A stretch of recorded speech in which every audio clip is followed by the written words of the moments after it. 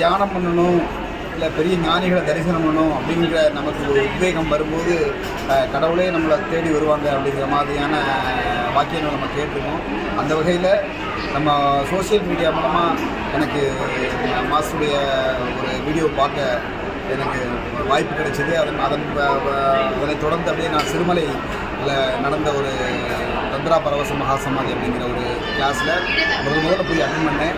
அந்த முதல்ல நாம் போய் அந்த கிளாஸ் அட்டன் பண்ண உடனே எனக்குள்ள நிறைய மாற்றங்கள் நடந்தது. பொருளாதார நிலைமை, நம்முடைய உணர்வு நிலை, இப்படி நிறைய மாற்றங்கள் எனக்கும் நான் அதை அனுபவித்தேன். அதை வந்து வார்த்தைகளால் சொல்ல முடியாது. ஏன்னா நம்ம சாதாரணமாக நம்ம கூட மாஸ்டர் இருந்து மனிதராக தெரிஞ்சால் கூட அதையும் தாண்டி நிலையில் அவங்க வாழ்கிறாங்க அப்படிங்கிறது அவங்களுடைய ப்ரெசன்ஸ் எனக்கு உணர்த்தினது.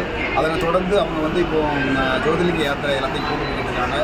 இப்போ கடந்த வருஷம் உஜ்ஜயினி, மகாகாலேஸ்வர், ஓங்காரேஸ்வர், அடுத்து இந்த காளிதேவிக்கு நேரடியாக காட்சி கொடுத்த காளிதேவி கோவில், கிருஷ்ண பரமாத்மா படித்த அந்த சாந்தி பண்ண ஆசிரமம் எல்லாம் போயிட்டு இருந்தேன். பெரிய அதுவே பெரிய எனக்குள்ள அந்த யாத்திரையே வந்து நிறைய எனக்குண்டான உள்ளுக்குள்ளே நிறைய மாற்றத்தை ஏற்படுத்துறது அப்படிங்கிறது நான் என்னோடய உணர்வுபூர்வமான உண்மை. அதனை தொடர்ந்து இந்த வருஷம் மாஸ்டர் வந்து நம்ம மகாராஷ்டிரத்தில் உள்ள ஜோதிலிங்கங்களை தரிசனம் பண்ணுறதுக்காக கூப்பிட்டுருந்தாங்க. ஷிரடியை தொடர்ந்து அந்த 3 ஜோதிலிங்கத்தையும் இன்றைக்கி இந்த யாத்திரையில் நாங்கள் போயிருந்தோம்.